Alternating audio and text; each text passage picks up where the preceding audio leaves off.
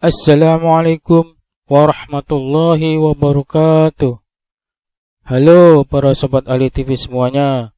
Semoga kalian dalam keadaan sehat walafiat dan selalu dalam lindungan Allah Subhanahu wa taala. Kali ini saya akan mengulas cerita tentang kisah cinta putri Rasulullah SAW yang bernama Zainab dengan seorang pemuda Mekah yang masih dalam keadaan musyrik. Waktu berjalan tahun demi tahun menghampiri rumah keluarga Muhammad bin Abdullah. Anak putri tertua beliau yang bernama Zainab sudah beranjak remaja. Ia sudah mekar bak sekuntum bunga yang harum semerbak. Maka banyak sekali para putra pembesar Mekah yang hendak meminangnya. Bagaimana tidak? Padahal Zainab adalah salah seorang putri Quraisy yang berasal dari garis keturunan terpandang. Orang tuanya adalah manusia terhormat, dan ia adalah gadis yang paling cerdas dan berakhlak. Akan tetapi, bagaimana mereka dapat meminang Zainab?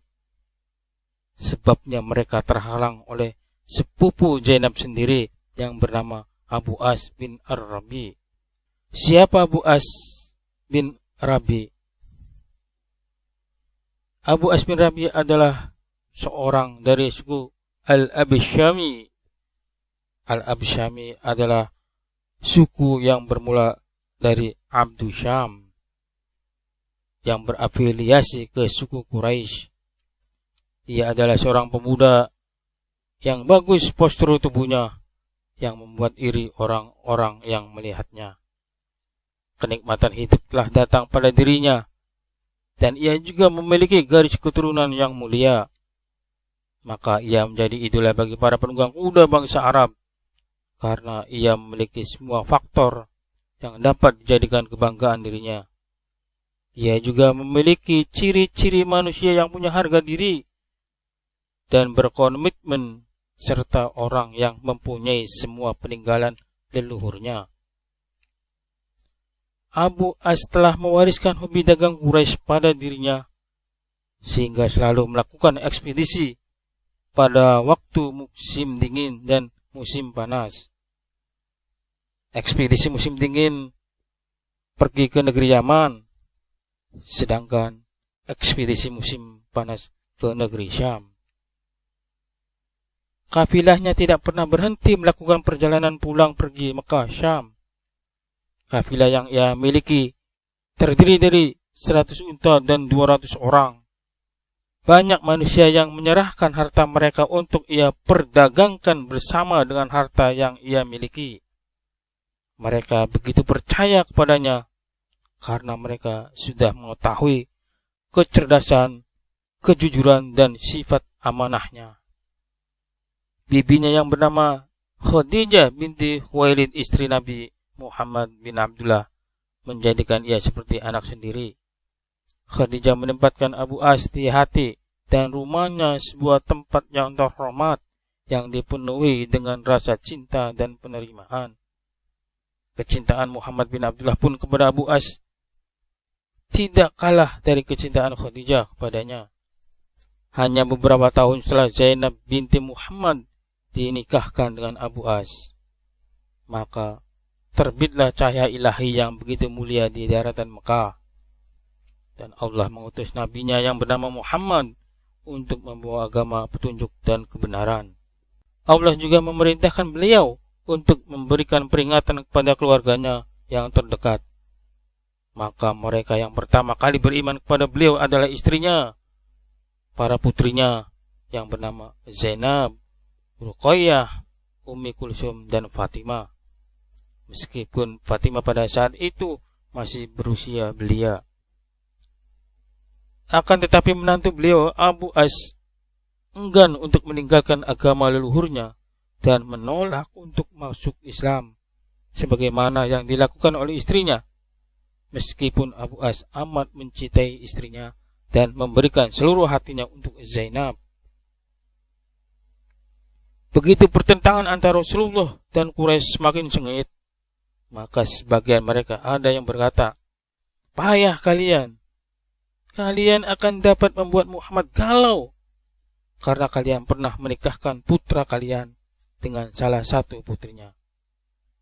Kalau kalian kembalikan putri tersebut kepadanya, pasti ia akan kerepotan mengurusi mereka. Maka Quraisy yang lain menjawab, alangkah bagusnya pendapatmu. Lalu mereka mendatangi Abu As dan berkata kepadanya, ceraikan istrimu, wahai Abu As, dan pulangkan ia ke rumah orang tuanya. Sebelum meneruskan alur ceritanya, jangan lupa channel ini di subscribe, like, komen, sharing, dan pencet tombol loncengnya. Kami akan menikahkanmu dengan wanita mana saja yang paling cantik dari suku Quraisy. Abu As menjawab, demi Allah, aku tidak akan menceraikan istriku. Aku tidak mau menikah semua wanita dunia ini selain dia. Adapun kedua putri Rasulullah yang lain yang bernama Ruqayyah dan Ummi Kulsum, mereka berdua telah dicerai dan dikembalikan ke rumah orang tuanya. Maka senanglah hati Rasulullah dengan kembalinya kedua putri tadi ke pangkuannya, dan beliau berharap bahwa Abu As akan melakukan hal yang sama. Namun Rasulullah tidak memiliki kekuatan untuk memaksakan kehendak tersebut. Dan lagi pula pada saat itu belum disyariatkan bahwa mengawinkan perempuan mukmin kepada pria musyrik adalah haram.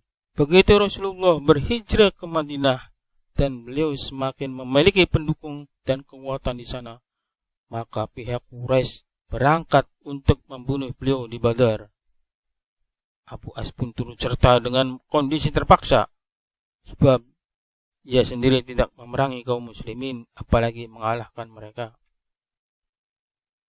Akan tetapi posisinya di masyarakat yang membuatnya harus turut serta dalam keberangkatan ini. Perang Badar berakhir dengan kekalahan di pihak Quraisy yang telah mampu mengalahkan kekuatan syirik dan mematahkan punggung orang-orang yang kelewat batas. Sebagian dari mereka terbunuh, sebagian lagi tertawa, dan sebagian lagi menyelamatkan diri dengan berlari dari medan perang. Dan termasuk orang-orang yang menjadi tawanan adalah Abu As, suami Zainab binti Muhammad. Rasulullah menetapkan tebusan atas para tawanan tersebut agar mereka dapat dibebaskan. Tebusan tersebut bergeser antara 1.000 sampai 4.000 dirham, sesuai status dan kekayaan tawanan tersebut. Dan mulailah banyak utusan yang bolak-balik Makkah Madinah dengan membawa harta yang berasal dari uang tebusan tawanan. Maka Zainab pun mengirimkan seorang utusannya di Madinah yang membawa uang tebusan atas suaminya Abu As. Dan sebagai tebusannya adalah kalung yang dihadiahkan ibunya Khadijah binti Khuwailid ibnatu Rasulillah sallallahu alaihi wasallam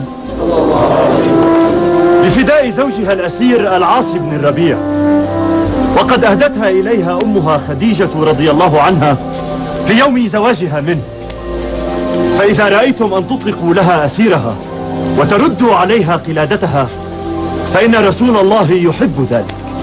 Lalu Rasul melihat ke arah para sahabatnya dan bersabda, Zainab telah mengirimkan harta ini untuk menebus Abu As. Jika kalian berkenan untuk membebaskan, maka para sahabat menjawab, baik, kami akan melakukannya agar hatimu senang ya Rasulullah. Namun Nabi mensyaratkan kepada Abu As sebelum beliau melepaskan agar Abu As mau mengirimkan putrinya Zainab segera tanpa ditunda-tunda. Begitu Abu As tiba di Mekah, ia langsung segera menepati janjinya. Ia langsung memerintahkan istrinya untuk bersiap-siap pergi, dan ia memberitahu Zainab bahwa utusan ayahnya menunggu Zainab tidak jauh dari Mekah. Abu As juga menyiapkan bekal dan kendaraan buat Zainab, dan ia mengutus saudaranya yang bernama Amr bin Rabi untuk mendampingi Zainab dan menyerahkan secara langsung kepada para utusan tadi. Amr bin Rabi sudah menyandangkan busur panahnya, dan ia pun tidak lupa membawa sekantung penuh anak panah. Dan ia menempatkan Zainab dalam haudaj, dan Amr berangkat bersama Zainab dari Mekah dengan terang-terangan di siang hari, dan disaksikan oleh para penduduk Quraisy. Maka para penduduk Quraisy pun menjadi berang melihatnya. Di saat itu Amr mulai menyiapkan busur panahnya dan mengamburkan anak panahnya di hadapan. Ia berkata, demi Allah, tidak ada orang yang bisa mendekatinya kecuali akan terkena sebuah anak panah ini di lehernya. Amr adalah seorang pemanah handal yang jarang meleset. Abu Sufyan berkata kepadanya, "Wahai keponakanku, tolong turunkan anak panahmu sehingga kami dapat berbicara kepadamu." Maka Amr pun menurunkan anak panahnya. Abu Sufyan kemudian berkata, "Langkah yang kau tempuh adalah keliru. Engkau telah membawa Zainab pergi secara terang-terangan dan diketahui oleh orang-orang, dan mata kami menyaksikannya. Bangsa Arab semuanya telah mengetahui tentang kekalahan kami di Badar, dan apa yang telah kami terima dari ulah ayahnya yang bernama Muhammad. Jika engkau membawa putrinya secara terang-terangan seperti yang kau lakukan, maka para kabilah yang ada akan menuduh kita sebagai kabilah pengecut, dan mereka akan menyebut kami sebagai orang yang kalah dan pecundang. Bawalah kembali ia pulang. Biarkan ia menetap di rumah suaminya dalam beberapa hari, sehingga bila orang-orang sudah mengatakan bahwa kami sudah pulih, maka bawalah ia pergi dengan sembunyi-sembunyi, dan antarkanlah dia ke ayahnya, dan kami tidak merasa perlu untuk menahannya." Wallahi ma fi nisa'i mithla amanatan wa sidqan wa tuhran wa nabla. Ibdi ila qafilatik wahdar. Maka Amr menerima usulan tersebut dan ia mengembalikan Zainab ke Mekah. Setelah beberapa hari, ia mengajak Zainab berangkat pada suatu malam, dan ia menyerahkan Zainab kepada utusan ayahnya secara langsung. Abu As masih tinggal di Mekah setelah berpisah sekian lama dari istrinya. Hingga beberapa saat sebelum terjadinya Fathul Mekah, ia pergi ke Syam dalam sebuah ekspedisi perdagangannya. Begitu ia pulang menuju Mekah, dan saat itu ia membawa rombongan yang mencapai 100 unta dan para pembantunya yang hampir berjumlah 170 orang. Taharrafu ya ahli al-qafilah. Innahu Abu Basir yata'arradu bi qawafil Quraisy. Maka pasukan tadi mengambil barang-barang dagangan dan menawan para pembantunya. Akan tetapi Abu As berhasil melarikan diri dan tidak ditangkap. Begitu malam sudah semakin gelap dan Abu As pun berlindung dengan kegelapan malam. Ia memasuki Madinah dengan sembunyi-sembunyi dan penuh rasa takut. Ia terus berjalan hingga menemui Zainab. Ia meminta perlindungan kepada Zainab dan Zainab pun melindunginya. يا معشر المسلمين إن زينب بنت رسول الله صلى الله عليه وسلم قد أجارت العاص بن الربيع. Berteriaklah Zainab dari sufah perempuan sambil berkata, "Wahai manusia, saya adalah Zainab binti Muhammad. Aku telah memberi perlindungan kepada Abu As, maka kalian harus memberikan perlindungan baginya." Begitu Rasulullah selesai melakukan sholat, beliau menoleh ke arah manusia yang ada di belakangnya dan bertanya, "Apakah kalian mendengar apa yang telah aku dengarkan?" Mereka menjawab, "Ya, kami mendengarnya ya Rasulullah." Beliau lalu bersabda, "Demi jiwaku yang berada dalam kekuasaannya, aku tidak tahu hal tersebut sehingga aku mendengarkan seperti apa yang telah kalian dengar. Dan ia telah memberikan perlindungan kepada orang selain muslim." Kemudian beliau kembali ke rumah dan berkata kepada putrinya, "Berikanlah tempat terhormat kepada Abu As, dan ketahuilah bahwa kamu tidak halal lagi bagi dirinya." Kemudian Rasulullah memanggil para pasukan yang telah mengambil barang-barang dan menawan para pembantu Abu As. Rasul bersabda kepada mereka, "Orang ini adalah anggota keluarga kami, sebagaimana kalian telah ketahui. Kalian telah mengambil hartanya. Jika kalian berbaik hati dan mengembalikan harta yang ia miliki, maka itulah cara yang kami sukai." Lalu mereka menjawab, "Kami akan mengembalikan harta tersebut kepadanya ya Rasulullah."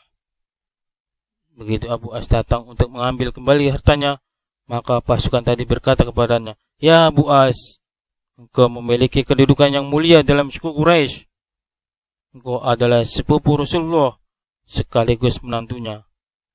Apakah engkau tidak mau masuk ke dalam Islam?" kami akan memberikan semua harta ini kepadamu. Kemudian berangkatlah Abu As bersama hartanya ke Mekah. Sesampainya di sana, ia membagikan hasil keuntungan kepada setiap orang yang ikut serta dalam permodalan. Lalu ia berkata, "Wahai bangsa Quraisy, apakah masih ada orang yang belum mengambil hartanya dariku?" Mereka menjawab, "Tidak. Semoga Allah membalas kebaikanmu kepada kami. Kami mengenalmu sebagai orang yang menepati janji dan pemurah." Lalu Abu As berkata, "Karena aku sudah memenuhi hak-hak kalian, maka aku bersaksi bahwa Salam. Asyhadu an la ilaha illallah